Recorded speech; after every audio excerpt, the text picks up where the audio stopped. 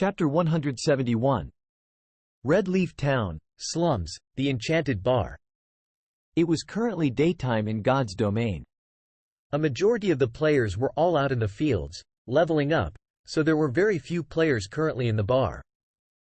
However, there were currently over 10 men geared with high-level equipment sitting in the corner of the bar.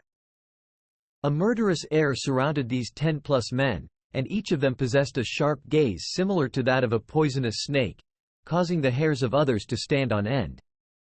The presence of these men kept other players a respectful distance from them, chasing them from the bar, one after another. Hence, aside from the NPCs present, only these 10-plus men remained within. There was a man with thick eyebrows who sat at the outermost edge of these players. He was a former captain of Martial Union, Ironsword Lion. At this moment, Ironsword Lion did not wear the guild emblem of Martial Union, signifying that he was no longer one of Martial Union's men. "Ironsword, you've done well this time. It is only thanks to you that unstable devastation has done as I wished. Once we return, I'll give you credit for your efforts. As long as you continue working hard, sooner or later, you can be the same as Absolute Heaven, an outer member of Underworld." Seated at the head of the table, South Wolf praised Ironsword Lion. "Thank you, Lord South Wolf, for your support. I will definitely give my utmost to complete all tasks given by the organization," Ironsword Lion respectfully said, his face filled with extreme excitement. Ever since Absolute Heaven had recommended him to South Wolf, Ironsword Lion discovered that his previous self was a frog in a well. His past self did not truly know how deep the waters of God's domain were. The interests involved in God's domain were simply too big for him to comprehend. If it were not for him coming into contact with a mysterious organization like Underworld, he would not know about this huge secret at all. Ironsword Lion was immediately stunned when he found out about this secret. He even thought that he had heard wrong. It took him more than 10 minutes before he could accept this chilling secret. He celebrated the fact that he could gain the favor of Underworld, leaving behind the worthless Martial Union. God's domain was not a place in which unrated guilds like Martial Union could play around. Even third-rate guilds could be annihilated at any time. Only those second-rate guilds or above, which possessed a strong background, could qualify to compete for authority in God's domain. If Ironsword Lion could become an outer member of Underworld, he could live a carefree life in the future. At that time, having an annual salary would only be a small matter. The more important part of becoming an outer member of Underworld was the status and authority that came with the position. He would be on equal standings with those big shots of corporations in the city. This was something that he had always dreamt of becoming. Let's continue by discussing how to deal with Yi Feng. With unstable devastation slandering him right now, Yi Feng will, sooner or later, fall from fame. The next step is destroying the relationship he has with Gentle Snow. Then, finally giving Yi Feng a fatal blow, we will make him disappear from God's domain completely. When South Wolf recalled Shi Feng's arrogant words, he could not help but narrow his eyes, a cold glint shining in them. He wished he could get rid of Shi Feng right this instant. However, young Master Feng had already given him a command and had even sent a party of Underworld guards to assist him. Hence, South Wolf could only vent his anger by slowly toying with Shi Feng. At this moment, Absolute Heaven, silent all this time, suddenly opened his mouth, saying, "It would be very simple to break apart the relationship between Yi Feng and Gentle Snow. The problem is, how are we going to deal with Yi Feng? From the footage transmitted to us just now, I think that everyone has clearly seen how powerful he is. Even several hundred players could do nothing to Yi Feng. Who could block that frightening attack power of his? The last time I exchanged moves with him, I could withstand a few his blows. If I met him now, however, I probably wouldn't even have the chance to escape. As for a direct confrontation, he could most likely kill me in 2 to 3 moves. Dealing with Yi Feng right now? We'd only have a chance if we had 10 or more top-tier experts to surround him. However, where can we find so many experts? Naturally, I realize this. This is also the reason why we need to deal with Yi Feng. He possesses an epic ranked item, so his strength is intense. However, you shouldn't downplay our strengths just because of this. He merely got rid of a group of trash like Martial Union. Although the underworld guards are not as capable as Yi Feng, we can do the same thing. The only thing we lack is attack power. Regarding pure technique, Underworld Guard is much stronger than Yi Feng. Moreover, young Master Feng has specifically sent us a full party of Underworld Guards as assistants. With a party of Underworld Guards, even if Yi Feng has an epic ranked item, he will still be helpless against them. So, you don't have to worry about this, South Wolf said, smirking. He is simply a small character that got lucky. If it weren't for young Master Feng's command, I would be enough to deal with him. There would be no need for our entire party to take action, a level 9 assassin named Flying Rat said disdainfully as he toyed with his dagger. Flying Rat wore the level 8 mysterious iron set equipment, the Blood Dawn. That's enough, Flying Rat. That Yi Feng has some ability. Otherwise, young Master Feng would not have told all of us to come here. South Wolf, contact us if you have any matters that you need us to deal with. The Underworld Guards aren't free all day. The higher-ups have already given us a command to reach level 10 by tomorrow. Otherwise, they'll expel us from the Underworld Guards. So, we're off to level for now, Ming Sha, the party leader of this group of Underworld Guards, said. Ming Sha had a large body, and he was a stern-looking man over 40 years old. Killing intent radiated from his entire body, and even absolute heaven feared this man. That is only natural. How could I possibly waste Big Bro Ming Sha's valuable time? South Wolf said respectfully. Within the Underworld organization, the position of the Underworld Guards was relatively high up as they were the core strength of all of Underworld. Normally, Underworld Guards would only listen to the commands of the guild leader or elders. As for young Master Feng, however, he was not even an elder in the organization. He could only mobilize the Underworld Guards due to his position in Underworld being slightly special. If it were any other person, the Underworld Guards would not pay them any attention. Elsewhere, Shi Feng had already walked into the town hall. Sir, how may I be of service to you today? An elegant female worker walked up and asked Shi Feng. I wish to activate the permission to utilize the teleportation circle, Shi Feng said.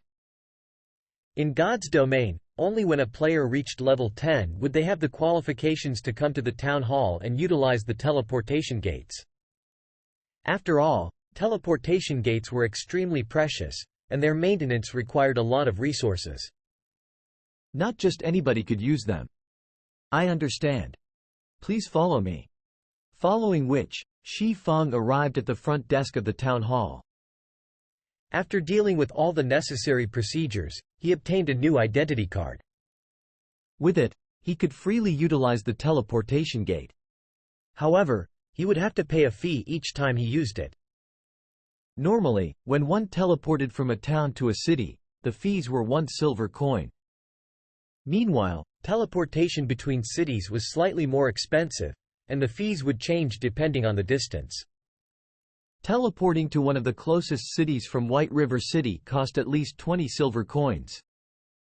Meanwhile, teleporting to the capital city, Star Moon City, from White River City, cost around 1 gold coin.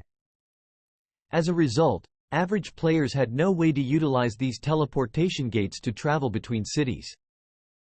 Thus, average players would normally stay within the surroundings of their own cities to level up. They would not go to other cities to grind or do quests. Of course, they could run to other cities by foot as well. Only, they would need to spend at least a few days running to cross such a distance. When Shi Feng arrived at the teleportation hall of Redleaf Town, the place was void of players. There were only a few level 100 elite guards wandering about.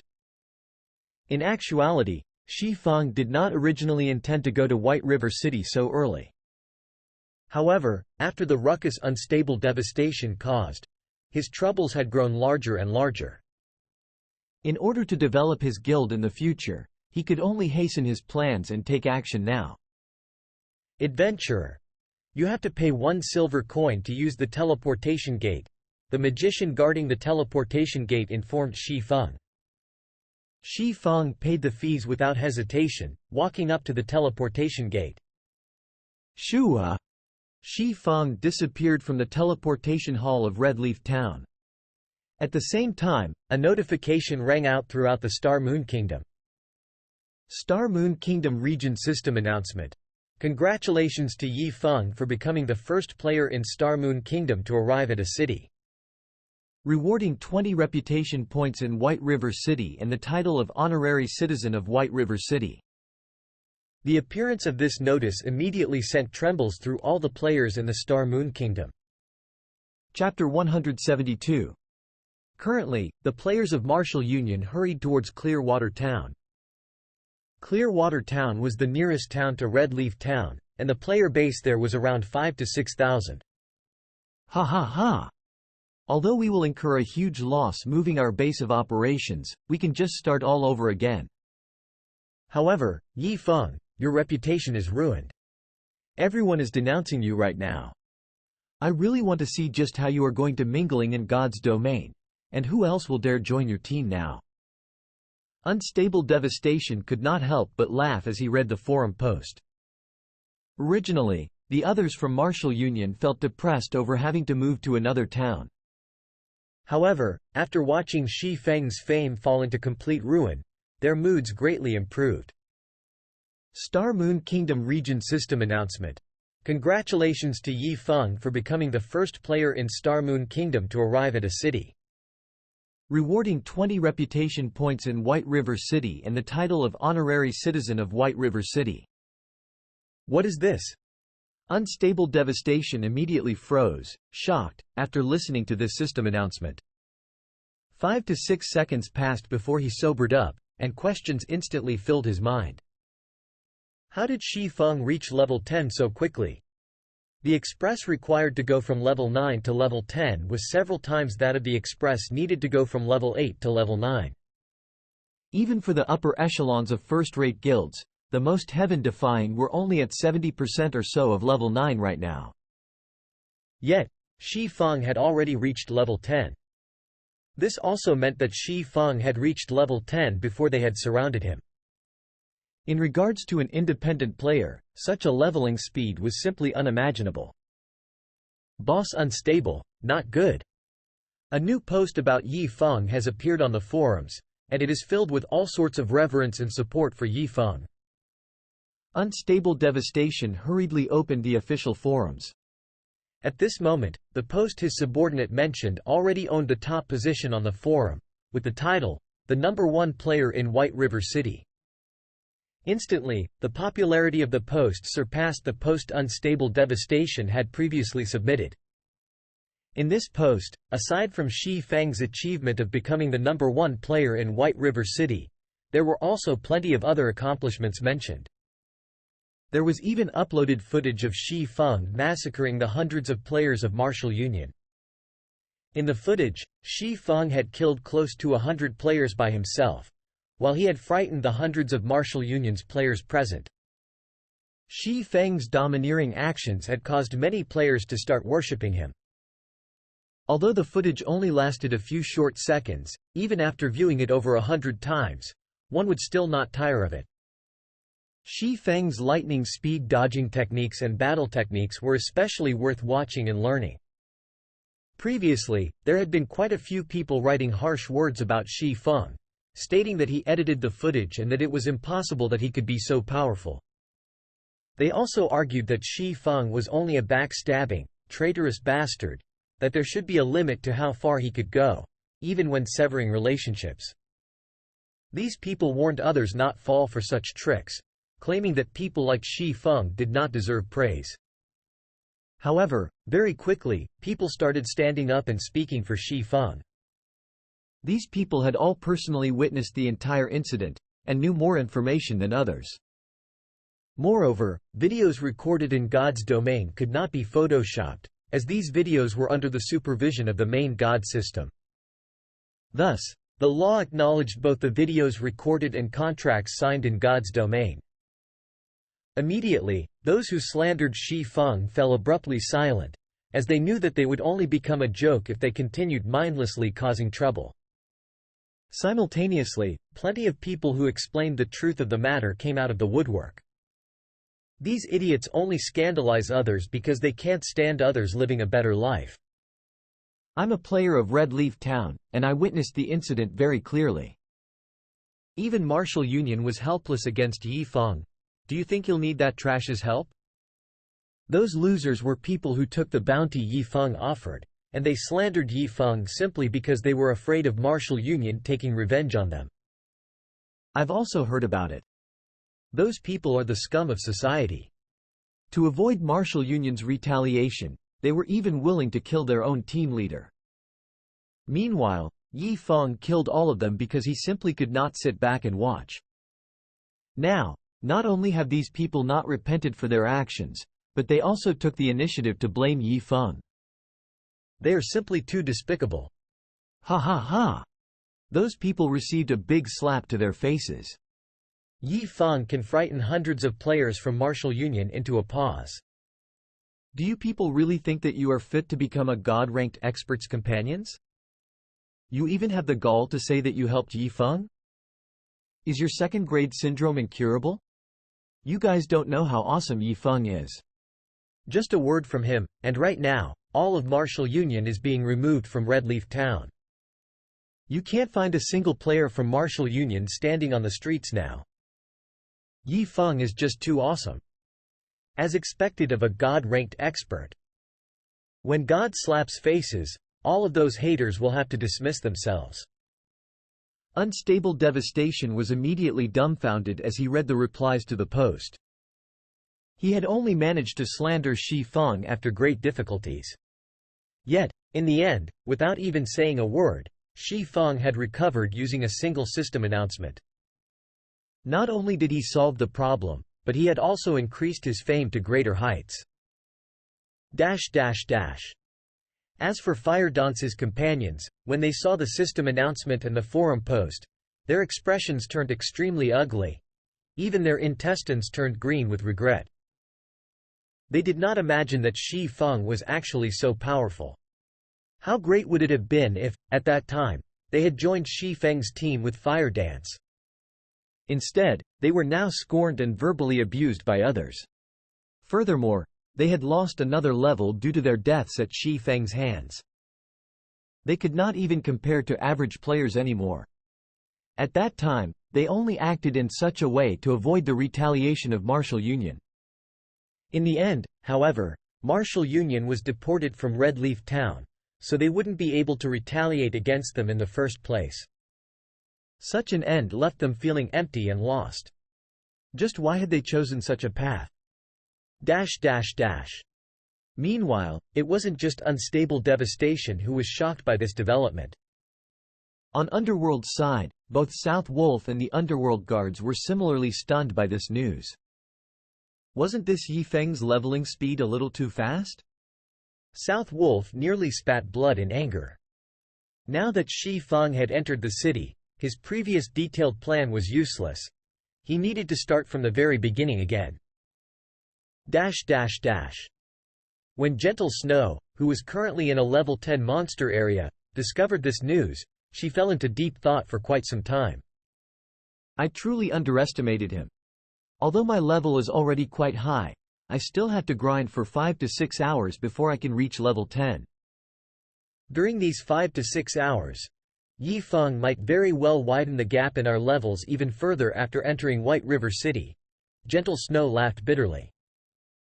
Everyone knew that all virtual reality games shared a common point. The resources available were limited. There were only so many leveling resources available in every region. Unquestionably, the more resources a person possessed, the greater their leveling and development speed would be. As for the resources available in the city, without a doubt, the earlier one entered the city, the more resources one could obtain. There were plenty of high-level quests in a city. The existence of teleportation gates also enabled fast travel to leveling areas. Hence, by entering the city ahead of others, one could quickly monopolize the best areas for leveling up. In the city, the tools and items sold were also limited. These items would be of great help to a team's speedy development. This gap of 5 to 6 hours would allow Shi Feng to do plenty of things in the city. By the time we reach White River City, most likely, we would have to discuss matters of cooperation with him once again. Gentle Snow revealed a helpless smile. In actuality, Gentle Snow wasn't the only person who intended to discuss matters of cooperation with Shi Feng. The various large guilds around White River City also tried desperately to contact Shi Feng. They all wished to recruit Shi Feng into their command. As for the guilds outside of White River City, they all developed a curiosity towards Shi Feng. An independent player was actually the first player to reach level 10. It was an incredible feat. If Shi Feng were some great character from a large guild, they might not have thought much about this matter. However, this was not the case. The upper echelons of the various guilds all had a group of elite players aiding them with grinding monsters. Thus, their leveling efficiency was much higher than other players. However, against all odds, the first person to enter a city was an independent player. How could this not shock them? At the same time, Shi Feng's entrance into White River City had rung alarm bells to the many guilds out there. Someone had already started their development in a city. If they continued dragging their feet, this would become a big threat to their futures. To increase their leveling speed, they all focused on crafting whetstones. They purchased hard stones in bulks, inflating the cost of hard stones once more. However, all these large guilds were unaware that their actions were precisely as Shi Feng had planned. White River City, one of the 5 major cities in Star Moon Kingdom. From afar, one could see towering buildings erected throughout the city. It was a sight no town could ever hope to compare with. Just the number of NPCs residing within the city exceeded 100,000. Moreover, the city could hold over 2 million players within its walls. It was a sight that many guilds would fight to possess. At this time, Shi Feng walked down the main street of White River City. Before he had arrived in White River City, Shi Feng had wiped clean his name using the demon mask, so he was not afraid of the city guards. In any case, he was a globally recognized noble. Even if he entered White River City with a red name, he would not face any major challenges. Only, there were some NPCs unwilling to deal with red players, preventing Shi Feng from accepting any high-level quests. So, he chose to clear up his name. Let's have a look at the city hall for now. Shi Feng revealed a faint smile. He took out the recommendation letter that he received from Blackbeard, the mayor of Stonehammer Town. This letter was one of the items he would use as capital to rise in White River City. Chapter 173. White River City was the 5th most populated city in Star Moon Kingdom. Although it was incredibly small compared to Blackwing City, if one wanted to explore the entire city fully, one would need at least several days. The teleportation hall of White River City was located on the southwest side of the city. It was relatively close to the city's entrance. Meanwhile, the city hall was situated right in the heart of the city, by the White River Plaza in the trade area. White River City was considered a city because its administration was far more strict than a town's. At the same time, it was also much active. Being the focal point of several hundred towns, there were many more merchants here. On either side of the main street, one could easily find various item shops, bars, restaurants, fruit stores, clothing stores, leather clothing stores, armor stores, magic stores, alchemy workshops, smithies, and much more. In the city, players were not allowed to set up their own stalls. If they wished to sell their items, they needed to purchase a shop. However, it was extremely expensive to purchase a personal shop in the city. Ordinary players could not afford a shop by themselves. Not just any player could purchase a shop either. Players needed a set amount of reputation points before they were able to do so, and the locations of the shops they could buy depended on their status. However, this didn't mean that players had no chances of selling their items at all. The first method players could employ, other than purchasing their own shops, was the auction house. The auction house of White River City was extremely prosperous as it connected to the closest 8 cities with lower populations. As long as players put their items up for auction, players from the other 8 cities could access them. However, the auction house charged an extraordinary fee for their services. The registration fees depended on an item's selling price and the duration the owner wished to auction for. There was also an 8% auction fee after the item sold. If players sold an item in the auction house, overall, they would have to pay 15% of the item's value in fees. It was not worthwhile in the least. Items sold in a city's auction house were extremely expensive. Some of the minor items were not even worth auctioning. As for the second method, there would be a large-scale market once every 3 days in the plaza of White River City. Players only need pay a small fee, and they could set up their own stalls to sell their items. This method suited independent players extremely well. The only unfortunate aspect was that the market only occurred once every 3 days. Moreover, the market began at night and only lasted for 10 hours. For players uninterested in grinding and adventure, yet still desiring development within God's domain, opening their own shops in a city was of the utmost importance. Only with a shop could players conduct business 48 hours in a day. Moreover, along with the development of God's domain, the money one could earn from opening a shop in White River City could rival the earnings of opening a shop in real life. In Shi Feng's previous life, there were plenty of players who were unimpressed by grinding monsters and leveling. Instead, these players spent all their efforts to purchase a shop. Although the locations of their shops were very secluded, the amount of money they earned was enough to cover their living expenses in real life with a lot to spare as well. Shi Feng rode a horse carriage towards the city hall. Compared to the town hall in Red Leaf Town, the city hall in White River City was a much more spectacular sight. The building had a total of 10 floors, and the area it covered was about the size of a football field. At the entrance of the building, there were more than 20 garrison knights standing guard. These guards were all level 150 elites. The garrison captain was a level 160 Tier 2 knight. With his strength, he could easily decimate an entire town. Moreover, for a large city like White River City, there would be 2 to 3 Tier 4 class NPCs on guard. Powerful monsters and dark powers dared not come near it. Immediately after Shi Feng stepped into the city hall, an elegant beauty walked towards him. "Esteemed sir, is there anything I can help you with?"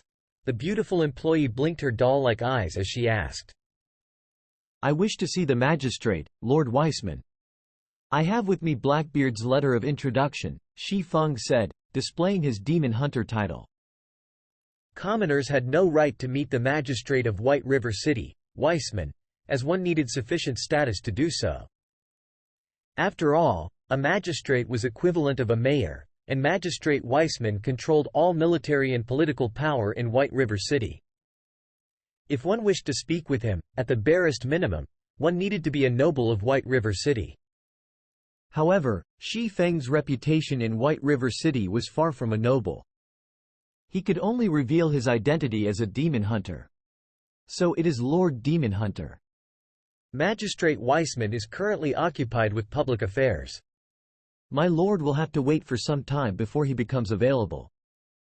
If you are not in a hurry, you can wait in the lounge, and I will notify Lord Weissman of your arrival. The beautiful employee showed respect upon seeing Shi Feng's title. A noble was not an existence commoners like her could afford to provoke, even if she worked for the kingdom. Yes, please notify him for me, Shi Feng nodded. He then wandered towards the city hall's lounge. Sitting in the empty lounge with nothing better to do, Shi Feng switched his system communications back on. D. Previously, to avoid interruption, Shi Feng had intentionally switched off the system communication function. Nobody could contact him that way. However, the moment he switched it back on, he discovered hundreds of communication requests pending his approval. Xi Feng was familiar with many of these players. A majority of them were the upper echelons of large guilds situated in White River City. Some were even the vice leaders or elders of guilds. Of course, Stabbing Heart and Gentle Snow were no exception to this list. After all, the advantage of entering White River City ahead of others was far too impressive to ignore. Before entering White River City, information such as the best leveling grounds and the best locations to farm resources were a big mystery to everyone. Without entering the city, one could not obtain any information about the quests available in the city and the city laws imposed on players. To a guild, obtaining such information before others was a great boon. They could occupy the best leveling spots and obtain high-level quests a step ahead of others. They could purchase daily and weekly limited items and gather herbs, ores, and such resources ahead of others. Guilds were most eager for this information as it would enable them to rise ahead of their competitors. Especially now as these guilds neared level 10 and the ability to enter White River City. If they could obtain this information beforehand, they could adapt to the new environment quickly and confidently go out to grind and gather resources. They would not need to waste time collecting this information. They could also use the time saved to pull ahead of the other guilds developing in other cities. With so many benefits, these guilds would not Xi Feng slip through their grasps. They would find a way to contact him. Unfortunately, the results of their efforts simply dumbfounded all of them. They did not think that Xi Feng would shut down all forms of communications, leaving them with no way to contact him at all. The only choice they had left was to leave Xi Feng messages. As a result, thousands of messages filled Xi Feng's mailbox. If he read all of them, he would need to spend at least 4 to 5 hours. However, since Xi Feng had nothing better to do right now, he looked at the messages sent by guilds worth contacting. After all, he was an independent player. If he did not sell even any information, he would only gain enemies. With his current strength and influence, he would only end up in tragedy by doing so. So, he would choose a few to do business with. Naturally, Stabbing Heart and Gentle Snow were on his list of business partners. Xi Feng was already friends with them no matter how he looked at it. He would sell them information at a reduced price. However, it was a different story for the other guilds. Xi Feng also had to consider what information he would sell. After all, he knew White River City like his own backyard. However, there was no way he could sell all the information he knew. He needed to consider what information he could sell. This information should greatly interest these guilds. He could charge a high price while not giving these guilds too much advantage and hindering to his own future. Xi Feng was gaining a migraine over this decision. Chapter 174. Shortly after Xi Feng entered White River City, all the players within White River City region entered a crazed state. The various large guilds behaved in the same way. They all began forming teams to grind and level up, intending to enter White River City as soon as possible. However, the higher level the monster areas they grinded in were, the more problems they encountered. Not mentioning the fact that more players explored the high-level areas, nor the matter of the guilds competing and battling with each other. Just the simple matter of weapon and equipment durability was already a huge headache to these various large guilds. Had they still not sent the whetstones, yet? The entire team's weapon durability is almost at its limit, Stabbing Heart said in the team chat. They just informed me that the forgers have just finished a new batch and are sending it our way, a ranger replied. How many are they sending? Stabbing Heart asked. 5 stacks, a total of 100 whetstones, the ranger said in a soft and troubled tone. Why are there only 100? Didn't we buy over 500 hard stones? Stabbing Heart's expression sunk, turning extremely ugly to behold. There were over 60 players in their elite team, and they all were currently grinding in a level 10 monster area. Each whetstone could recover 3 to 7 durability points on a weapon, and 100 whetstones would only last them around an hour or so. They've already used all 500.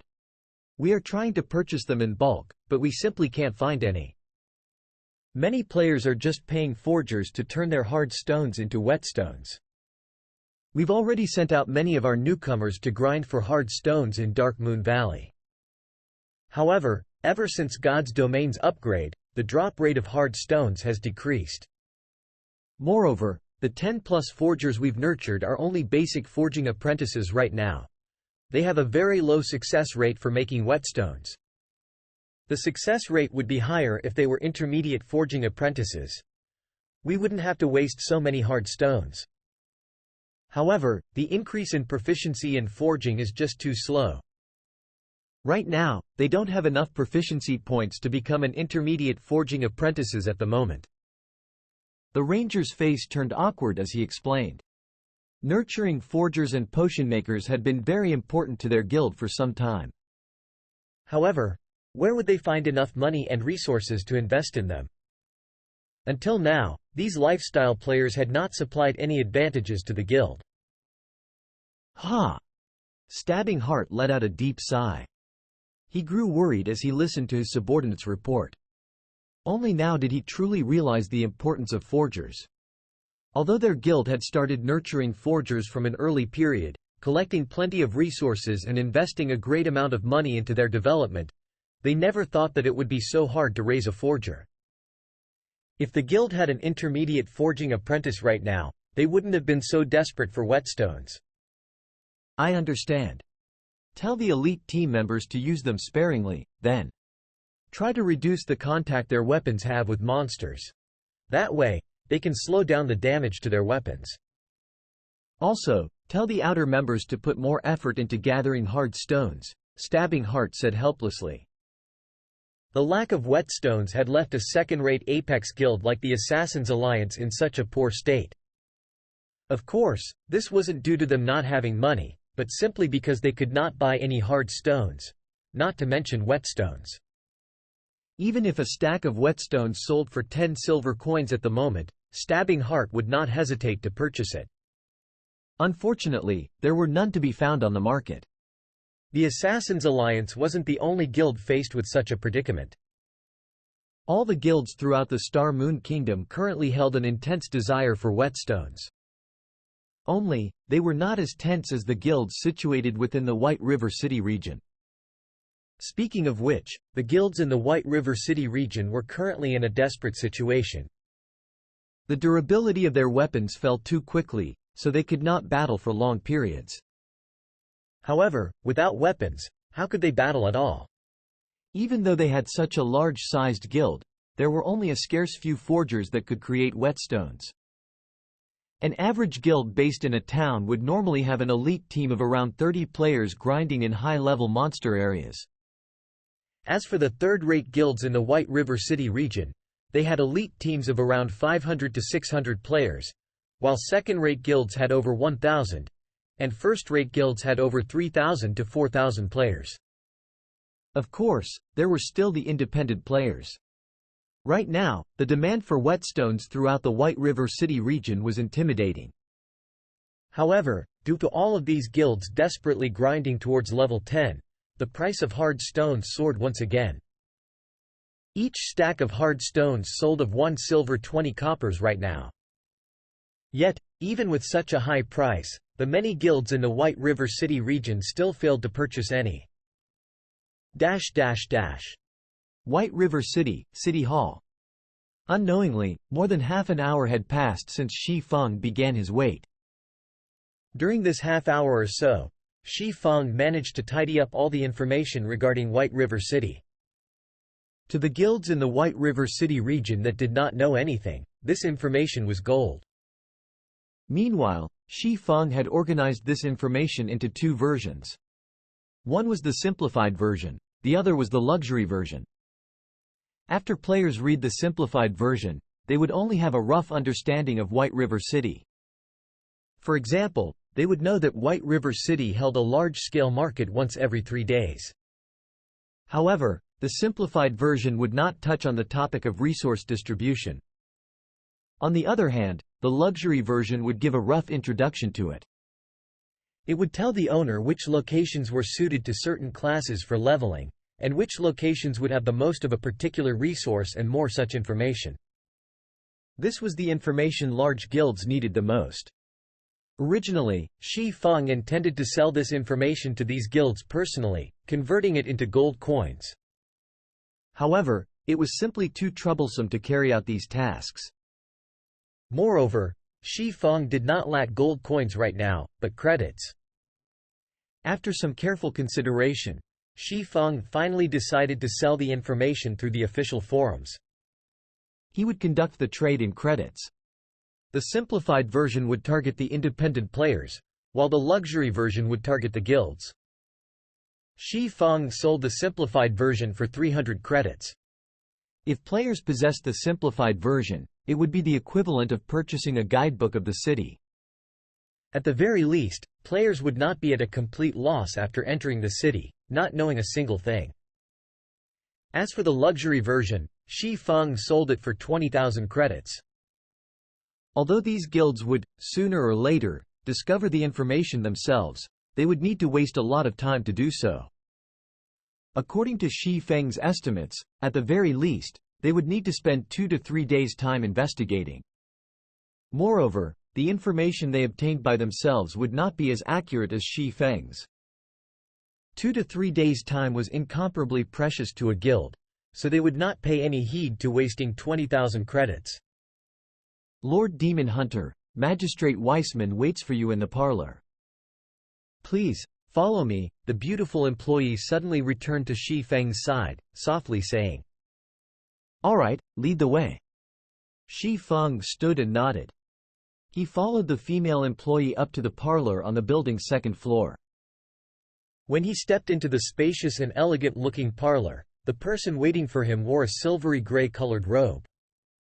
The well-dressed man was in his 50s, and he held a staff with a deep blue-colored gemstone embedded in it.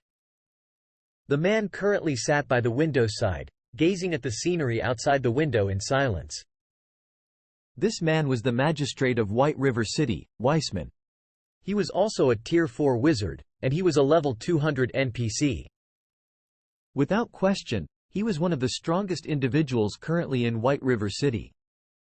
Even though Weissman stood there in silence, Shi Feng could clearly feel the elemental mana in the room frantically gathering around Weissman, forming a weak magical domain that pressured others. However, this was merely an unconscious action of Weissman's. It went to show just how frightening a Tier 4 powerhouse was.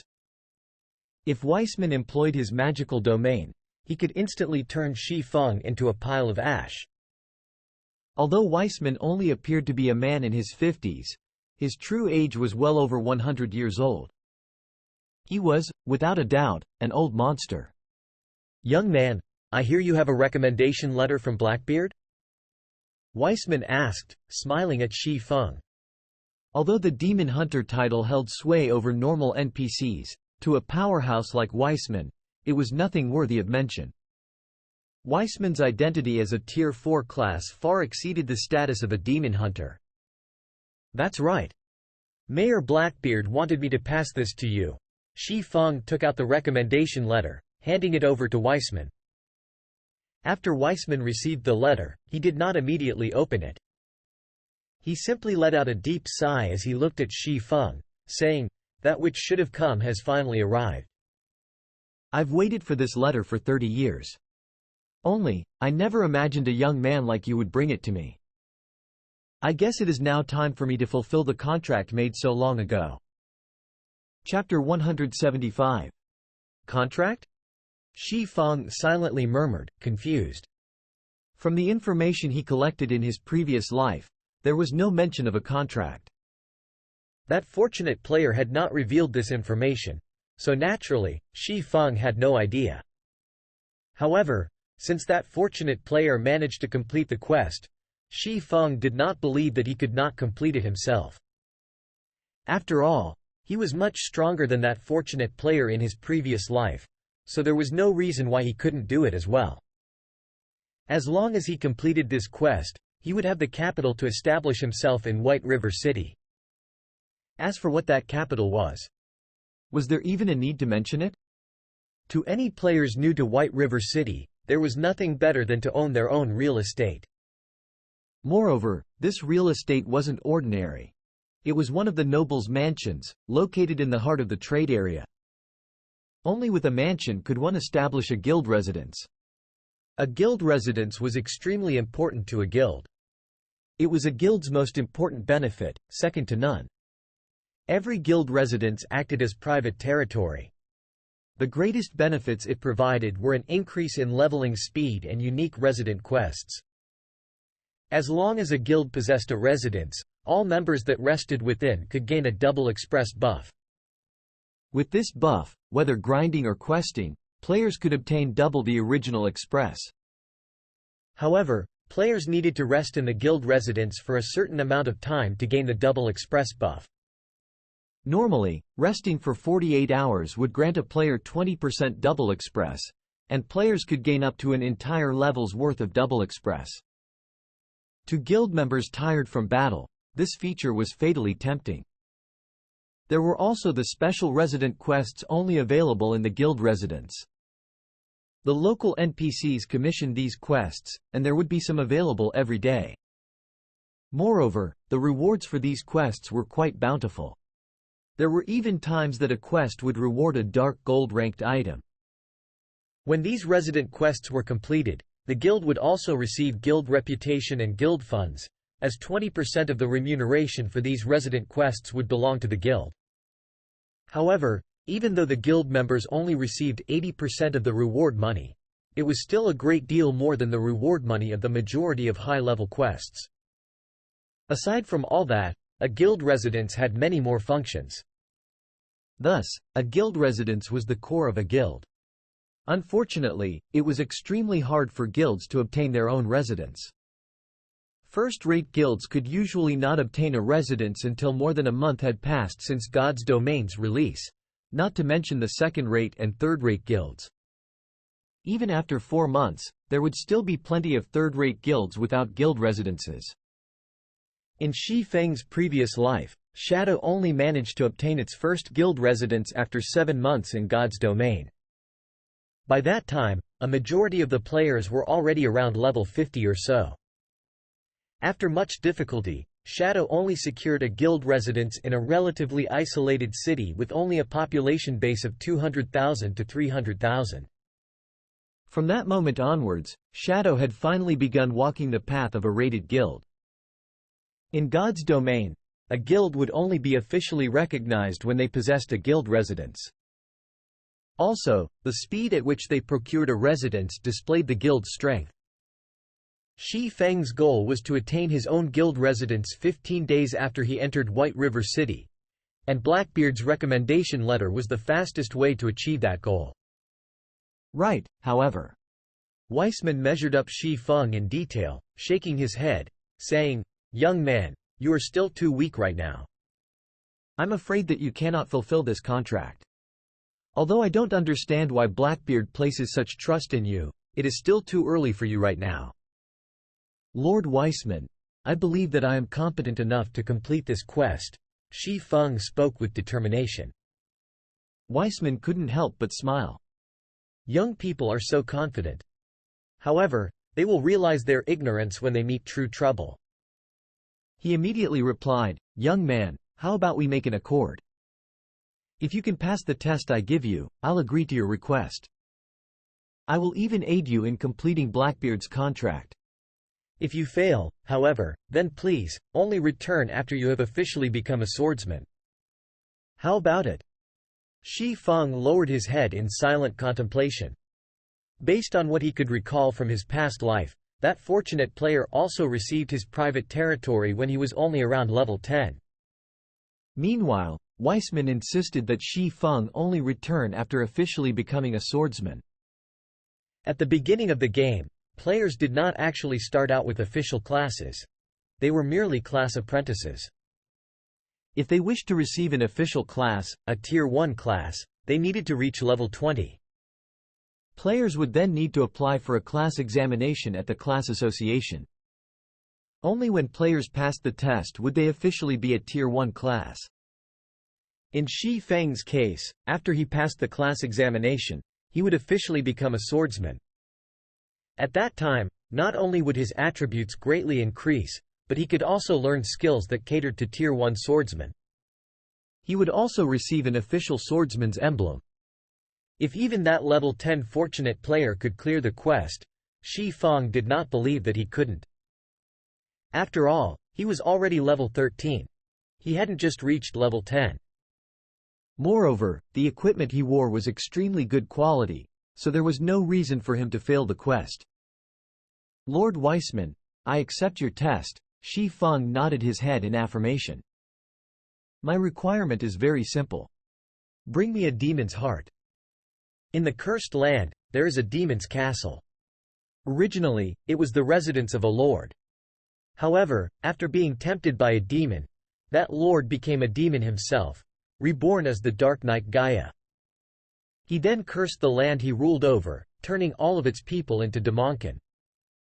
I need you to retrieve Gaia's heart to dispel this curse. I wonder if you would be willing to go to that cursed castle and kill Dark Knight Gaia, fetching his heart for me? Weissman asked, his tone stern. The demon's castle in the cursed land? Shi Feng could not help his shock. That was where the Apex 20-man team dungeon for levels 10 to 15 was. In the past, there had been countless guilds who experienced team wipe after team wipe raiding the demon's castle. They had all died at the hands of Dark Knight Gaia. That's right. If you can't accomplish even this task, I can only advise you to give up on the contract, Weissman persuaded. Is there a time limit? Shi Feng asked. None. It will be fine even if you complete the task after you've been promoted to an official swordsman. Weissman smiled. All right, then. I accept this agreement. Shi Feng released a breath. Most of the players in God's domain had yet to reach level 10. If there were a short time limit, he could not complete this quest at all. If there were no time limit, however, then there would not be any huge problems. Shi Feng finally understood how that fortunate player completed this quest. At that time, a large majority of the players had already reached level 20 or so. The elite team of a third-rate guild could easily raid and conquer the demon's castle, obtaining the demon's heart. However, to the current guilds in God's domain, it was an impossible task. At the very least, a team of 20 players was necessary to raid the demon's castle. Moreover, their levels needed to be around level 12 or level 13, and they needed to possess adequate equipment. Otherwise, raiding the demon's castle was only a pipe dream. It seems that I need to hurry up and establish a team. Shi Feng now had an approximate goal in his heart. The fellowship party being held in a few days' time was an especially a good place for Shi Feng to recruit new members. If he had sufficient capital, he might be able to establish a powerful team. At that time, conquering the demon's castle would be much easier. Watching Shi Feng leave, Weissman suddenly thought of something. He called at Shi Feng, saying, "Young man, wait a moment. I still have something very important to tell you." Chapter 176. Shi Feng could not help but wonder when he was suddenly called. After all, Weissman was a Tier 4 wizard and the tyrant of White River City. Any item he gave would have unlimited uses to Shi Feng. Regardless of the circumstances, my good friend still sent you. Take this item and this letter. Hand them over to Master Celiora. It may be of some help to you. Weissman took out a flame red-colored crystal and a letter, handing them to Shi Feng. Lord Weissman, thank you for your help. I will complete this agreement as soon as possible, Shi Feng said gratefully. System. Unique quest, Demon's Heart, accepted. Quest details. Go to the demon's castle and obtain the demon's heart for Weissman. Quest rewards, unknown. System. Hidden quest, search for Celiora, accepted. Quest details. Look for Celiora in White River City and pass her the items that Weissman has given you. Quest rewards, unknown. Instantly, Shi Feng received 2 precious quests. They were both more amazing than any high-level quests, especially the unique quest. As long as Shi Feng completed it, he could earn shocking rewards. Since he had received the quests, Shi Feng would not continue to waste his time here. He departed from the city hall immediately, summoning a horse carriage and dashing towards the free zone of White River City. The person Weissman wanted him to look for, Celiora, was a master forger. In White River City, very few players would know of Celiora's fame. However, that did not mean that Celiora was not amazing. On the contrary, Celiora was known as a genius in the forging world. Celiora had become a master forger at a very young age, and she was only a step away from becoming a Grand Master Forger. However, Celiora preferred to maintain a low profile, so not many people were aware of her existence. Shi Feng was one of the scant few players who knew about Celiora. Moreover, Shi Feng even knew where Celiora lived. The hidden quest Weissman gave might have troubled other players, but it was no trouble to Shi Feng at all. As for the unique quest, Demon's Heart, Shi Feng could only leave it alone for now. He also still had the epic quest, Darkness Descends. Although Sherilyn was also in White River City, Shi Feng was too poor right now. He could not afford the information fee of 10 gold coins. So, he could only leave it alone for now as well.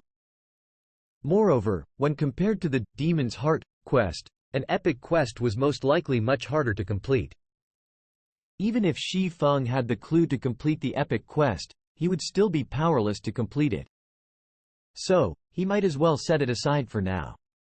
In any case, he had 30 days to complete it, and the time limit was still far away. It would not be too late for him to accomplish the quest after he further raised his strength. 20-something minutes later, Shi Feng finally arrived at a very small smithy located within the free zone. The wooden door to this smithy was still closed. If outsiders saw this, they would think that the smithy was either closed to the public or no longer in operation. So, naturally, nobody would visit this place. After paying the 60 copper carriage fee, Shi Feng walked towards the humble-looking smithy, knocking on the door gently. However, even after a long time, Shi Feng did not receive an answer. "Hello, Master Celiora. I was sent here by Lord Weissman. I have with me a letter for you from the magistrate." If Shi Feng barged into the smithy, even after having knocked for a long while without an answer and possessing the status of a noble, the guards would apprehend him and lock him up in jail for a good while. Hence, Shi Feng could only use a big character like Weissman to lure Celiora out. That way, Celiora would not continue feigning ignorance. After some time, there was finally some movement in the house. Kachik. The thick wooden door opened, and a great beauty dressed in a black leather shirt stepped out. Below the large V-shaped collar, her ample bosom revealed itself. The beauty wore a pair of extremely short leather pants, revealing her long and slender legs. Her skin was a healthy wheat color, and her dark hair cascaded down to her fine and delicate waist. Her entire body gave off a wild charm. The woman before him was indeed the master forger, Celiora. If Blackie could see this sight before Shi Feng right now, he would whistle his praise, his drool puddling on the ground. For Shi Feng, however, he had long since grown accustomed to such a sight.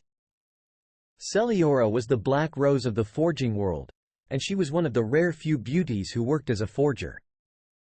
After all, most forgers were muscular barbarians, unlike Celiora, who was a young beauty, both sexy and attractive. "I'm very busy.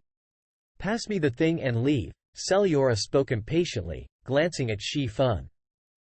Hearing Celiora speaking in such a way, Shi Feng felt extremely familiar with these words. He felt as if he had heard of them before from somewhere. After giving it some thought, Shi Feng suddenly recalled something. Wasn't he usually fond of using these words? "This is the letter that Lord Weissman wanted me to give you." Shi Feng took out the letter, passing it to Celiora. Celiora received the letter. Not sparing the letter a single glance, she arbitrarily said, "You can return now."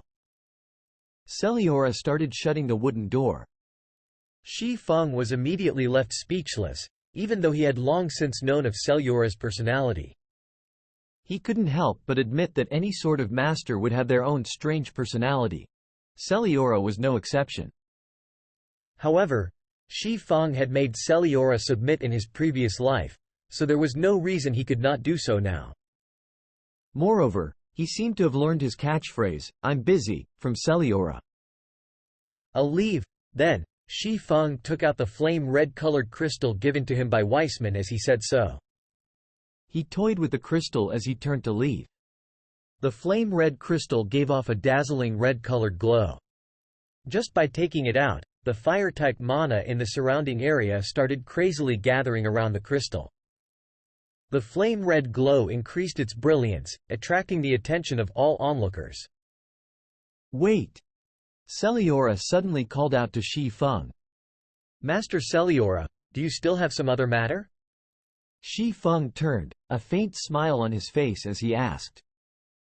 At this moment, Celiora's large eyes were already glued onto the flame-red crystal in Shi Feng's hand. She was like an enamored little kitten, and her eyes followed the flame-red crystal's movement in Shi Feng's hand, going up and down with great interest. Although Celiora's personality was somewhat strange, she too faced a common problem that all forgers faced: the desire of rare forging materials. There was not a single forger out there who did not wish to create an item, famed throughout the entire continent, in their lifetime.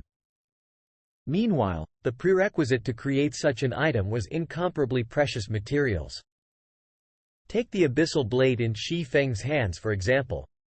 In order for its fame to spread throughout the continent, the famous smith, Ulysses, used the Black Dragon King's fang as its core forging material. What was the Black Dragon King? That was the king among dragons, which represented destruction. It was a frightening creature that was the closest being to a god. Just the breath it spat out could destroy a city with millions of inhabitants. It was a frightening existence that could single-handedly destroy an entire kingdom. Meanwhile, to create the abyssal blade, the most precious fang of that frightening existence's body was necessary. In the end, after the abyssal blade's creation, it became one of the 36 famed swords in God's domain. The abyssal blade's existence shook all of God's domain, and even after thousands of years, its might was still boundless. "Can you sell me that item?" Celiora asked, her face filled with desire, her tone making a complete transformation. Shi Feng shook his head, saying, "I am truly sorry, Master Celiora, but Lord Weissman originally wanted me to bring this item to you to forge an item for me. However, seeing as you are busy, I would feel bad to continue disturbing you. So, I intend to look for Master Prost and see if he will make the item that I want." "What? You are actually going to take this precious material to that old bastard, Prost? Do you know how wasteful you are being? If you want to forge an item, I can help you. Also, since you are a swordsman, with this item, I would have no problems forging a blazing meteor of relatively high quality. If you give this material to that old bastard, he will definitely ruin it." Chapter 177. Celiora stared at Shi Feng with her almond-shaped eyes, her hands on her hips. She looked like an angry lioness. This scene dumbfounded Shi Feng. He did not know what to say in this situation. Before, Celiora simply reacted with cold indifference towards him. Yet, now, she was so obedient? The blazing meteor was a weapon that only Celiora knew how to create, and it was also her most famous creation. It was a weapon that all swordsmen dreamt of having. In Shi Feng's previous life, as long as one was a swordsman, they would definitely have begged Celiora to create a blazing meteor for them. Many players were even willing to go bankrupt to obtain a blazing meteor. Shi Feng, who at that time had already become a sword king, was no exception. He only managed to obtain one with much difficulty after a very long time. Although Shi Feng had already met his goal, he still toyed with Celiora by pretending hesitation. Immediately, Celiora started panicking. If she truly allowed that old bastard Prost obtain such a large starfire crystal, that old rat would come over to her place to show off, and very often, at that. You should know that I am the most amazing master forger in White River City. None of the items I forge are of ordinary quality. Moreover, I am in a very good mood right now, so I will even use a rare material from my exclusive collection to forge a blazing meteor suitable for you. If you don't believe me, then come in and have a look. Celiora hurriedly pulled Shi Feng into her smithy, letting Shi Feng witness the masterpieces she had created. After entering the house, one would immediately discover that the exterior and interior of the house were practically two entirely different worlds. Although the exterior of the house was broken down and humble, the interior was both beautiful and magnificent. Fine weaponry and equipment were all showcased within crystal cabinets. Not a single one of these weapons or equipment were of ordinary quality. They were all masterpieces of fine gold rank or above. These were all masterpieces because, when compared to items of the same rank and level, the attributes of the weapons and equipment made by Celiora were far superior. How is it? Do you see that dark red-colored greatsword placed in the highest position? That's an epic weapon that I personally made. Celiora stuck out her chest, boasting. Indeed, it was as Celiora had said. Among all these weapons and equipment, the most amazing item was the level 120 epic weapon. In terms of strength, it exceeded the Mavis protection by leaps and bounds. It was Celiora's greatest creation to date, and it was also the only epic-ranked item that she had ever made. The reason Celiora bore the title of Genius of the Forging World was due to her accidentally creating this epic weapon. After all, it was nearly impossible for a forger to forge an epic weapon intentionally, as the success rate for even a master forger was abysmally low. Normally, only grandmaster forgers could achieve this feat. Unfortunately, Celiora was stuck at a bottleneck, and she would constantly be a step away from becoming a grandmaster forger.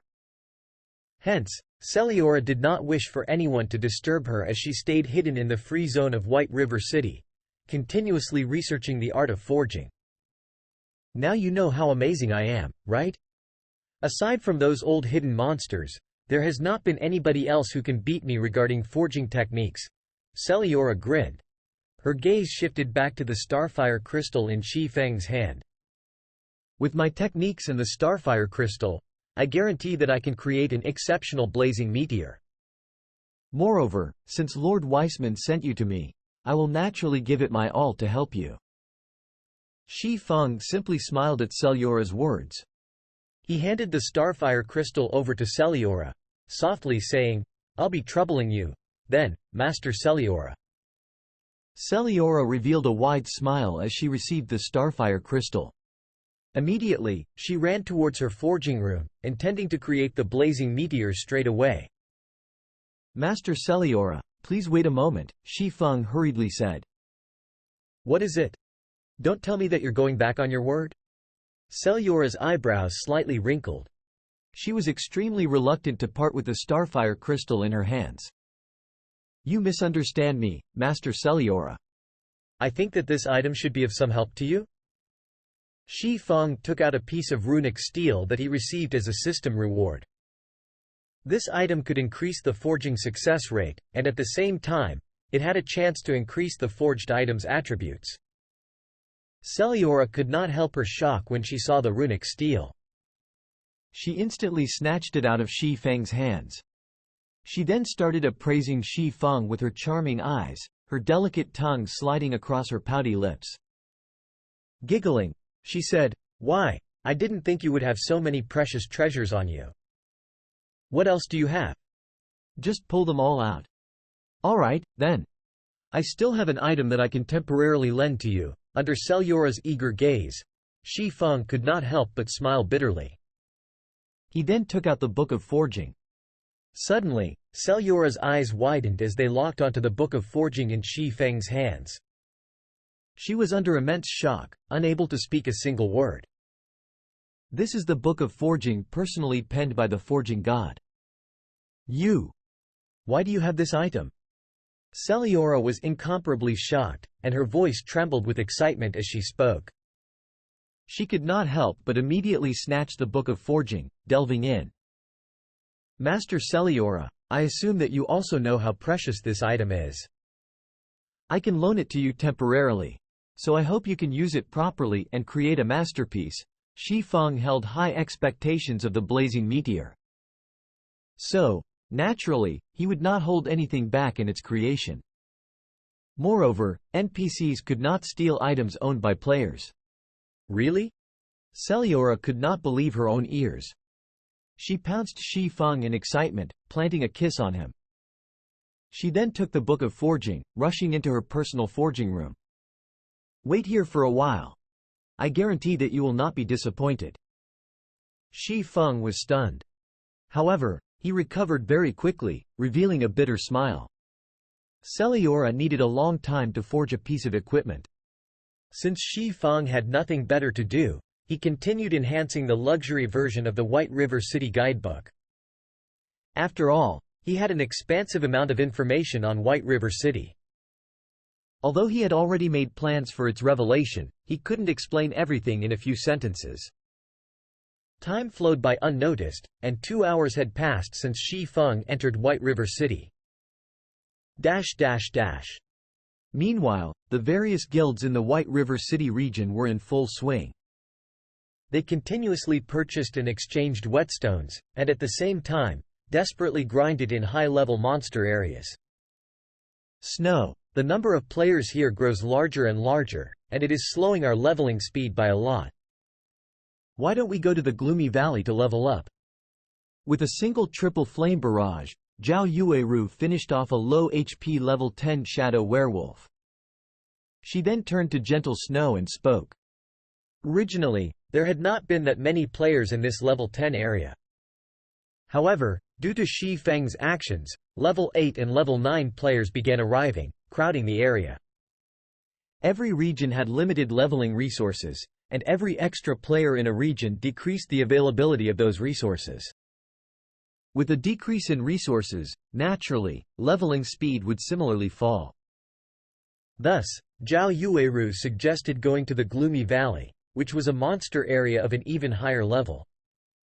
The Gloomy Valley was a level 11 to level 14 monster area. With their current equipment, they could still deal with level 11 and level 12 monsters. Only, the danger would increase significantly. However, their leveling speed there would surpass that of this place by leaps. The Gloomy Valley was also only a short distance from their current location. If they hurried, they could reach it in just half an hour. If they used a speed scroll, they could arrive there in 10 minutes or so. Gentle Snow looked at her surroundings, discovering that the number of players had certainly increased.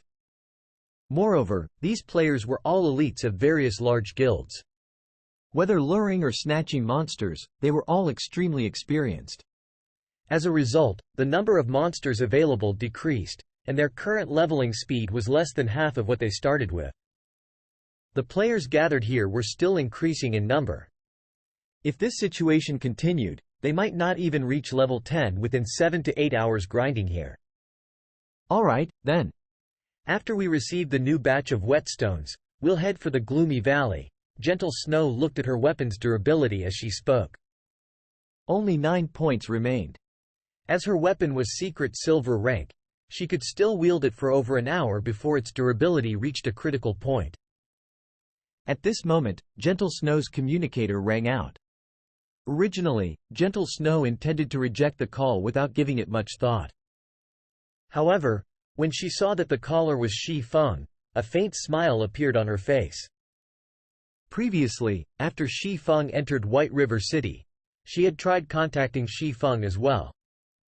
However, Shi Feng had immediately shut down all forms of communication, leaving her with no way of contacting him. She could only send him a message. Now that he was personally contacting her, it was possible that he had finally seen her message. Chapter 178. Since Shi Feng attempted to contact her, Gentle Snow would not reject the call. In any case, there was still some time before the new batch of whetstones would arrive. Busy man, you finally have the time to contact me? Gentle Snow laughed softly after the call connected. You jest, Miss Snow. I am helpless about this as well. I was worried that my communicator would ring endlessly and distract me, so I simply turned it off. Didn't I immediately contact Miss Snow after I finished with my matters? Xi Feng smiled. From Gentle Snow's tone, Xi Feng could somewhat discern her aggrieved feelings. However, he was simply helpless with this. He had spent quite a long time conquering White River City. Moreover, he needed to waste even more time. After all, if he published the White River City guidebook shortly after he entered White River City, others would become highly suspicious. Without spending some time, how could he conduct an investigation? If he made the guidebook without any prior investigation, it would be strange if nobody suspected him. Hence, Xi Feng intentionally took such a long time before he initiated contact, letting others think that he used this time to inspect White River City. Since you've come looking for me, it means that you've seen my message regarding the information about White River City. What are your thoughts? Name a price. I'll buy it all, Gentle Snow said seriously. If she could obtain information about White River City, she could prepare ahead of time. This way, they could get a huge lead on the other guilds. As for the matter of money, she rarely paid any mind. Moreover, she believed that Xi Feng would not just set a random price. I've already compiled a guidebook with information about White River City. The guidebooks are divided into two versions: a simplified version and a luxury version. I'm prepared to publish and sell them on the official forums after some time. Xi Feng nodded as he spoke. Gentle Snow was at a loss when she heard Xi Feng. She couldn't help but admit that Xi Feng was too good at grasping business opportunities. If Xi Feng truly did such a thing, in addition to his identity as the first player to enter White River City, the legitimacy of the White River City guidebooks were surely guaranteed. The various large guilds would all compete for them. She had to admit that even she admired Xi Feng's business acumen. There were countless guilds, both large and small, within the White River City region. A rough estimate would put the number at over 1,000. Even if Xi Feng earned only 1,000 credits from each of these guilds, he could still earn well over 1,000,000 credits.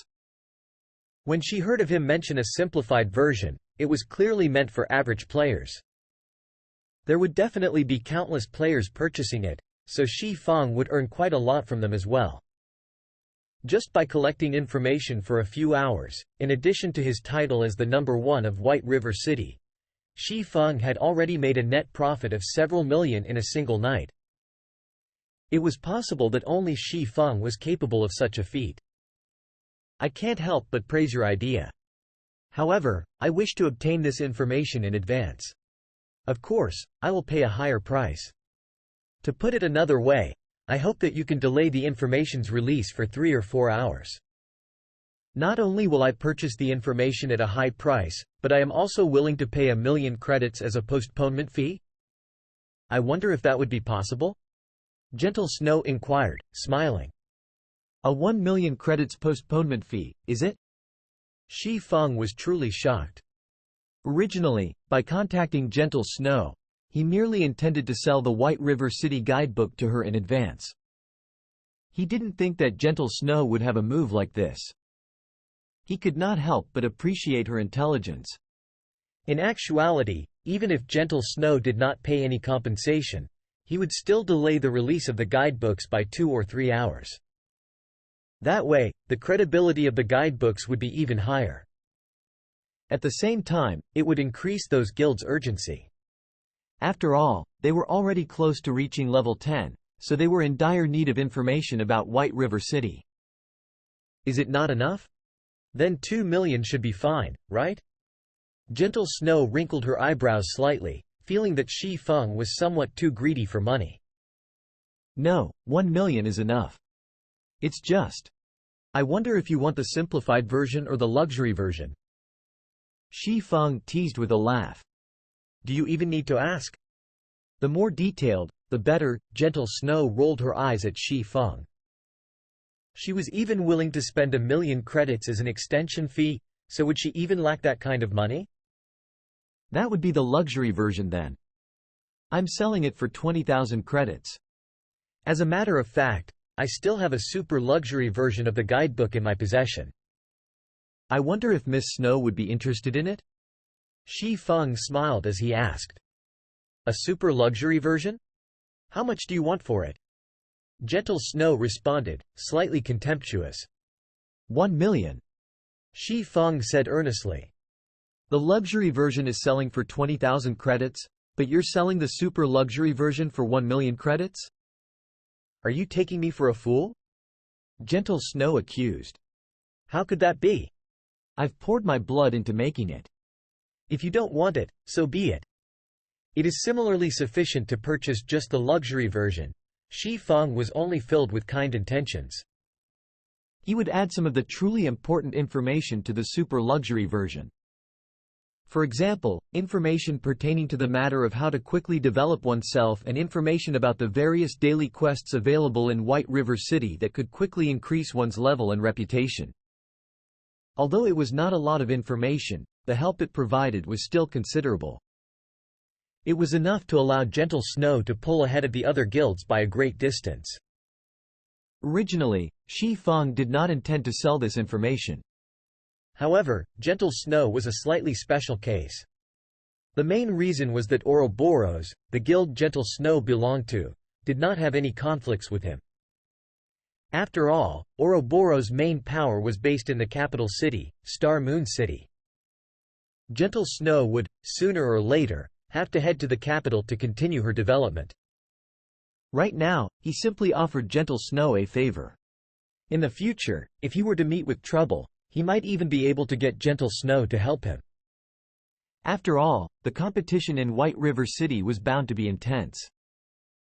If some large guild intentionally targeted his own while his task swamped him, he could ask Gentle Snow for assistance. With Gentle Snow's personality, she would definitely lend him a hand. Also, another reason Xi Feng did such a thing was to disperse the attention from himself. Destruction always pursued the great. If there were another, more outstanding, existence around, the various large guilds would shift their line of sight from Xi Feng to that existence. Xi Feng could kill two birds with one stone with his action, and only Gentle Snow's decision remained as the final hurdle. After a few seconds of silence, Gentle Snow let out a deep sigh as she said, "All right, then. I'll buy it." "When can you give it to me?" "In half an hour," Xi Feng affirmed. "Good. Then. I'll transfer the money to you at that time." Gentle Snow disconnected the call. Standing beside Gentle Snow, Zhao Yueru had heard every word of the conversation. Puzzled, she asked, "Snow, I'm not trying to reprimand you, but although that Yi Feng is one of the rare top-tier experts, within only a short few hours, just how much information could he possibly have gathered? Not to mention, that information is even priced at 1 million credits. He is clearly just trying to make a quick buck off of us. That Yi Feng is insincere. We have already helped him out so much and even dealt with the matter of Underworld targeting him. Let's have a look at it before we judge," Gentle Snow sighed. In reality, even she did not hold much hope about the information. If it truly contained some valuable information, she would not take too big of a loss, at the very least. Following which, Xi Feng also made a similar deal with Stabbing Heart of the Assassin's Alliance. However, he did not offer the super luxury version this time. After all, the Assassin's Alliance's main power was stationed in White River City. He only sold them the information in advance because of the friendship he had with Stabbing Heart. Stabbing Heart naturally knew this, so he was greatly touched by Xi Feng's actions. He immediately paid 50,000 credits as gratitude to Xi Feng. At the same time, with this information about White River City in hand, Stabbing Heart would also have the confidence to request the higher-ups to review the matter of suppressing Martial Union's development in White River City. That way, Martial Union would not even have the time to find trouble with Xi Feng. Soon, another half-hour passed by. Xi Feng finally managed to compile and arrange the super luxury version of the White River City guidebook. He then sent it to Gentle Snow, Blackie, and the other members of his team. With Blackie's power-leveling speed, every member of the team would quickly rise to level 10.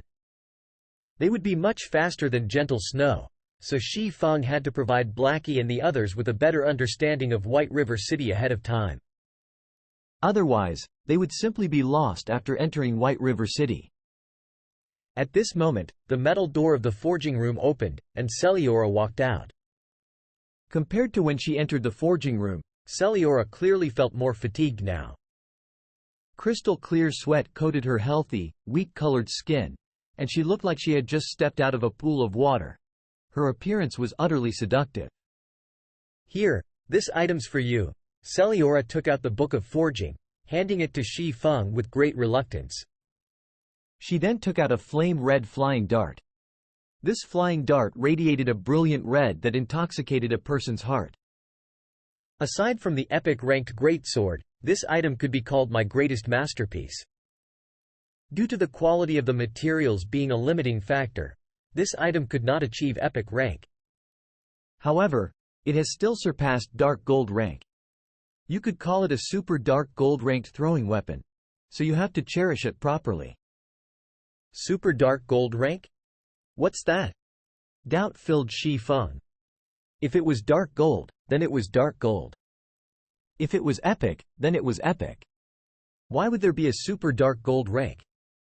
Looking at the meaning that Celiora tried to express, this item seemed to possess a special quality between the two ranks. Chapter 179. Within Shi Feng's memories, there was no mention of a super dark gold rank. However, if a master forger like Celiora called it such, that's what it was. Only, just what kind of attributes would this blazing meteor possess? Are you unsure of what the super dark gold rank is?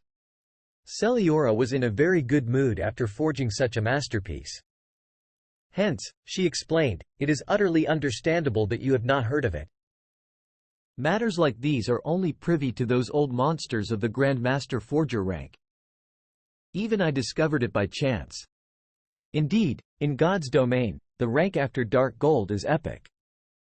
However, between these two ranks, there is a humongous threshold. One could say that items undergo a massive leap in quality when upgraded from dark gold rank to epic rank. Don't you feel that it is strange? Shi Feng nodded, deeply expressing his agreement. It was just like Celiora had said. Dark gold equipment was only somewhat stronger than fine gold equipment. However, regarding attributes, epic equipment was several tiers above dark gold equipment. Take the Mavis Guard in Blackie's hands for example. It was far superior to the Silver Lake in Shi Feng's hands that possessed attributes rivaling a dark gold weapon. Simply equipping an epic weapon instantly gave Blackie a stronger damage output and attack power than Shi Feng's. The power of an epic-ranked item was obvious. It seems that you also understand the gap between these two ranks. Celiora revealed a smile, saying, in actuality, epic-ranked items possess another name. Another name? This was the first Shi Feng had heard of this. That's right, another name. This is also something I found out after researching the book of forging you lent me, coupled with the literature I've collected over the years. Celiora nodded. During the ancient times, epic-ranked items were also called extraordinary items. The owners of these items would possess an absolute strength that allowed them to surpass ordinary mortals. Thus they were known as extraordinary. Meanwhile, I did not utilize any extraordinary materials in forging the blazing meteor, so it could not become an extraordinary item. However, it can still be considered a pseudo-extraordinary item. A pseudo-extraordinary item? Shi Feng started to understand a few points. He could not help but grow even more curious about the attributes of the blazing meteor, which caused Celiora so much excitement. Have a look at it yourself, then. Celiora handed the blazing meteor over to Shi Feng, softly saying, a pseudo-extraordinary item is the maximum limit that mortals can achieve with their own power. While this blazing meteor can be considered a masterpiece, the closest thing to an extraordinary item. Shi Feng's heart started beating quickly as he heard those words. It was an item that approached the quality of an epic-ranked item. Most likely, aside from his magic weapon, the Abyssal Blade, No other item in his possession could rival this blazing meteor. Furthermore, the blazing meteor he received in his previous life was only dark gold rank. He did not expect to obtain a pseudo-extraordinary item in this life. Shi Feng immediately received the blazing meteor from Celiora, taking a look at its attributes. Blazing meteor, throwing weapon, dark gold rank. Equipment requirement, strength 120, agility 140. Attack power, player's strength 2. Strength plus 50, agility plus 65, endurance plus 10. Attack speed plus 5. Maximum throwing distance, 45 yards.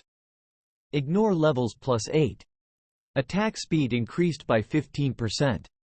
When attacking, 35% chance to ignore target's defense. 30% chance to activate quadruple phantom effect, each phantom causing 50% flame damage. 10% chance to activate knockback effect. 5% chance to activate burning flames effect, dealing 200 flame damage to the target every second for 10 seconds. Stacks up to 5 times. Additional skill, Flame God's Fury. Deals physical and flame damage to enemies within a 40*3 yard area. Deals 900% damage to the initial target and damage reduces by 10% with each consecutive enemy hit to a minimum of 500% damage. Cooldown, 3 minutes. The blazing meteor was forged by the Grandmaster Forger, Celiora. Due to the limit of its materials, it is only a pseudo-extraordinary item possessing strength at the very limit of mortal men. The blazing meteor can be reforged into an epic-ranked item after gathering epic-ranked fire-type materials. User restriction, Yi Feng. Unable to be dropped. Unable to be traded. Shi Feng was instantly dumbfounded when he saw these attributes. As expected of a pseudo-extraordinary item, it was far superior to ordinary dark gold-ranked items. As long as Shi Feng's attributes reached the prerequisite and he equipped the blazing meteor, his strength would instantly soar by several tiers. After receiving the blazing meteor, Shi Feng finally felt that he was a true swordsman. There were 2 variations of the swordsman class, dual-wielding swordsman and two-handed swordsman. At the same time, a swordsman could also equip a long-range throwing weapon. However, a swordsman was still a melee class at its heart, so their ranged attacks were not particularly powerful. A majority of the swordsman players did not pay much attention to ranged throwing weapons. However, Shi Feng heavily relied on his ranged attacks. After all, there were many instances when facing monsters with melee combat was troublesome. If he could switch to ranged attacks, he would have a much easier time. Moreover, there were plenty of shared skills in God's domain. Among them, there were quite a few throwing skills. If Shi Feng could learn a few of them, he would not fall too far behind the other ranged classes. Now that he had the pseudo-extraordinary item, the blazing meteor, ranged attacks were no longer one of Shi Feng's weaknesses. Moreover, throwing weapons were not consumable items. Due to the magical ingredients involved in its forging, the blazing meteor number of uses were limitless. Whenever a throwing weapon hit an enemy, it would instantly vanish and reappear in the player's hands. It was an extremely convenient function. Unfortunately, Shi Feng's current attributes prevented him from equipping the blazing meteor. Only by replacing and upgrading the equipment he currently wore could he achieve the requirements of the blazing meteor. After Shi Feng finished reading the blazing meteor's introduction, he was suddenly shocked. Celiora was originally a master forger, so why did the introduction describe her as a Grand Master Forger? Master Celiora, could it be that you're already a Grand Master Forger? Shi Feng looked at Celiora with doubtful eyes. The system introduction could not be faked. If the system displayed it, it must be true. However, that was inconceivable. Celiora, who was not even 30 years of age, had actually become a Grand Master Forger. There was not a single Grand Master Forger throughout all of the Star Moon Kingdom. Grand Master Forgers were existences that stood at the pinnacle of forging in God's domain, and even Tier 5 Apex powerhouses had to suck up to a Grandmaster Forger. Their statuses were no lower than the ruler of a country.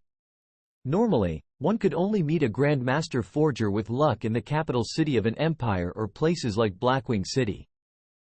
Meanwhile, the Celiora before him was one such existence. I didn't expect your eyesight to be so sharp.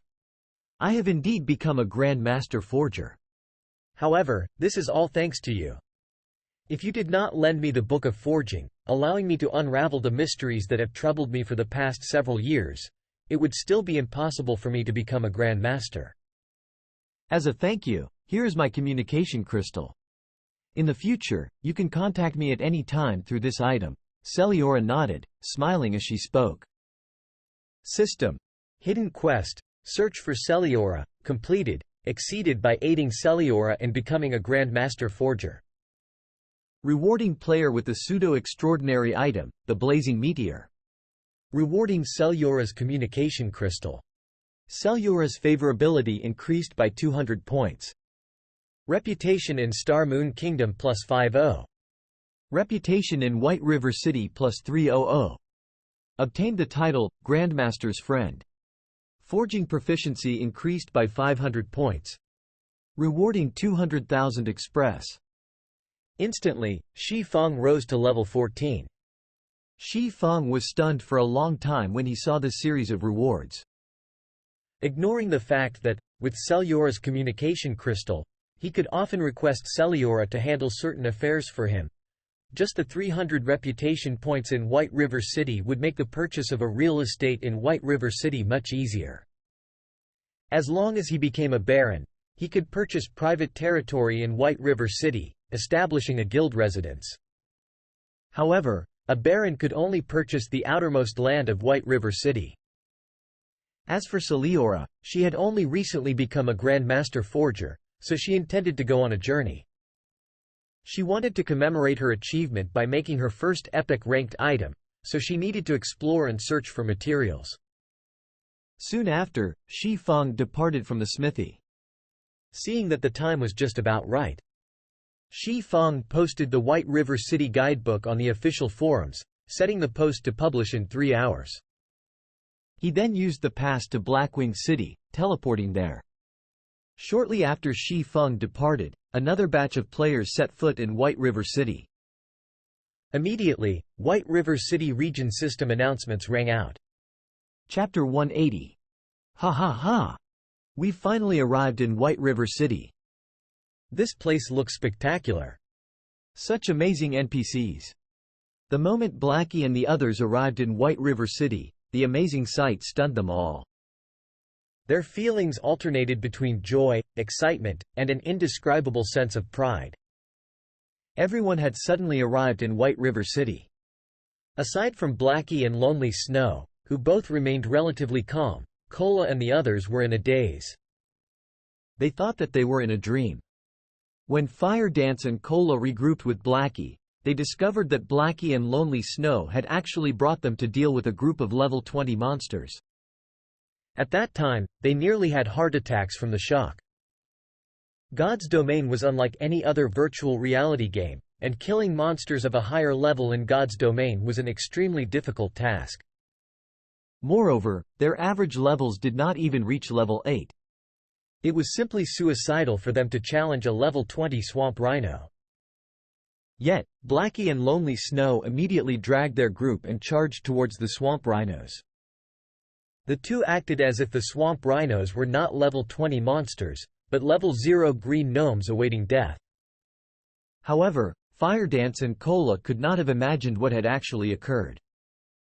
Blackie instantly roasted the level 20 rhinos Lonely Snow had lured with a single hell flame.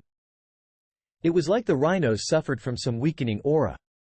At that time, their experience bars instantly increased by a huge chunk. Looking at this scene, Cola and the others' eyes nearly popped out of their sockets in surprise. There was a saying, after 3 days had passed, one could no longer use one's old perspective to judge others. However, that involved the prerequisite of 3 days passing. It had only been several hours since separated from each other, but the growth rate of Blackie and Lonely Snow had switched from ascending by climbing a ladder to ascending by using an elevator. It was as if their growth rates had received hormone injections, increasing by tens of times. Within half an hour, they had all collectively gained a level. When they asked about Blackie and Lonely Snow's levels, Cola and Firedance were both utterly shocked. They were both already level 13. This gap made a world of difference. How did Blackie and Lonely Snow suddenly become so powerful? The only possibility they could think of was that their team leader, Shi Feng, had power leveled the two. It was also the only logical explanation for Blackie and Lonely Snow's achievements. Meanwhile, Firedance and Water Buffalo were both utterly shocked by Shi Feng. It would be fine if Shi Feng were the only one so powerful. However, their team even had two other level 13 powerhouses. Just how powerful was this team? If others discovered this, they might be less shocked by the sky falling. After several hours, Cola and the others reached level 10, one after another. Meanwhile, Blackie and Lonely Snow had both risen to level 14. They acted in accordance with Shi Feng's request, entering White River City and familiarizing themselves with the city. They would then receive some of the rare and daily quests, obtaining some rare items in exchange for the quest's completion. However, shortly after they entered White River City, a system announcement entered their ears. White River City Region System Announcement. 5 players have entered White River City. Activating White River City's ranking list. White River City Region System Announcement. 5 players have entered White River City.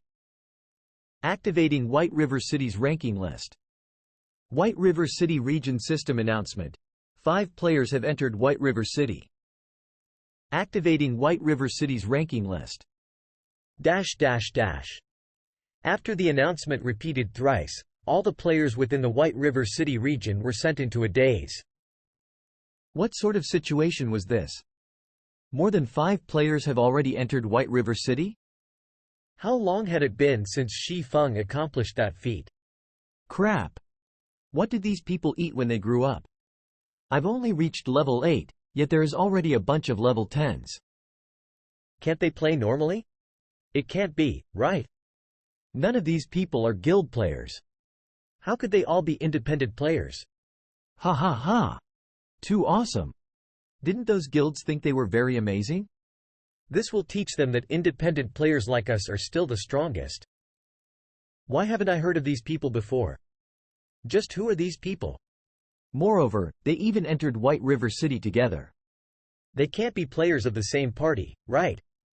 Players throughout the White River City region discussed Blackie and the others' entrance to White River City and the activation of the regional ranking list.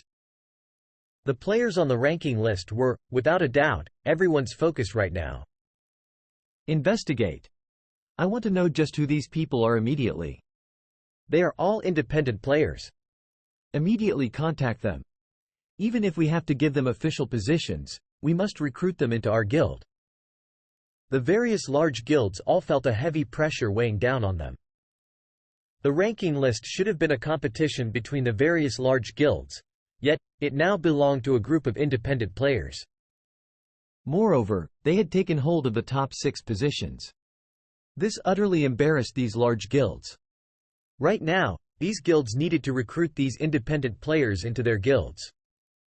That way, these guilds' names would also appear on the ranking list. Meanwhile, Blackie and Lonely Snow obeyed Shi Feng's previous request. The moment they entered White River City, the system asked if they wanted to place their names on the ranking list. They both immediately rejected the offer. However, it was not a big deal for Cola and the other 5 members of the team. It was a good chance to cause panic in those large guilds, and they could increase their fame while doing so. After all, Cola and the others were still level 10. It was an expected level. However, if Blackie and Lonely Snow add their names to the ranking list, it would be a double-edged sword, bringing them fame while also poisoning their lives. Right now, these large guilds could understand Cola and the others reaching level 10. However, if two level 14 players suddenly appeared on the ranking list, no amount of brainpower could allow these guilds to make sense of things. Just leveling up from level 9 to level 10 would require more than an entire day's grinding. It was understandable if Blackie and Lonely Snow had powerful techniques and found a good leveling spot. However, a gap of 4 levels would simply provoke these guilds. They would create unscrupulous ways to obtain this leveling secret. Right now, if Blackie and Lonely Snow displayed their names on the ranking list, they would gain the enmity of every single player in the White River City region. Why isn't Yi Feng's name there? Moreover, why do these names seem so familiar? Gentle Snow opened the ranking list, discovering that the top 6 players were all uniformly level 10. However, the number 1 position did not belong to Shi Feng, but a player named Fire Dance. Moreover, Shi Feng's name was not among the top 6 level 10 players at all. This situation confused Gentle Snow greatly. Snow, aren't Cola, Drowsy Sloth, and Gluttonous Mouse Yi Feng's teammates? They even left their names with ours at the Dark Moon Graveyard. I never thought that their leveling speed would be so fast. Zhao Yueru quickly recognized the names on the ranking list. This scene had shocked her. After all, she had a clear understanding of the background of these players. They were definitely noobs of God's domain, and they were not even close to being experts. The first time they met was at the Deathly Forest, and at that time, they were simply noobs that Shi Feng had randomly chosen to party with. The second time they met, though their levels had not equaled hers, the gap between them had somewhat shrunk. Now, however, they had surpassed her. It was unbelievable. After receiving Zhao Yuru's reminder, sudden realization struck Gentle Snow. As a result, the usually calm and confident Gentle Snow, at this moment, revealed a look of surprise and bewilderment. Yi Feng, just who are you? Gentle Snow could not help but inwardly wonder. Leading a group of noobs into becoming the focal point of the entire White River City, just how did Shi Feng do it? Also, Shi Feng, his good friend Blackie, and Lonely Snow had actually refrained from displaying their names on the ranking list. Gentle Snow could not understand this action. After all, the noobs that Shi Feng had personally led had all risen to level 10. She did not believe that his good friend, Blackie, and Lonely Snow had not become level 10. The only possibility was that they hid their levels. But why would they want to hide their levels? Wasn't this a good chance to increase their reputation? Why would they hide them? What was there to gain? Suddenly, Gentle Snow thought of a possibility, or better yet, the only possibility. After she thought of this possibility, Gentle Snow involuntarily shuddered. 1. After 3 days had passed, one could no longer use one's old foresight to judge others. Shi Bie San Ri. Dang Gua Mu Shang Dai. This is a Chinese idiom that tells one not to view others with an old perspective, as after 3 days of not meeting, others would already have some improvements.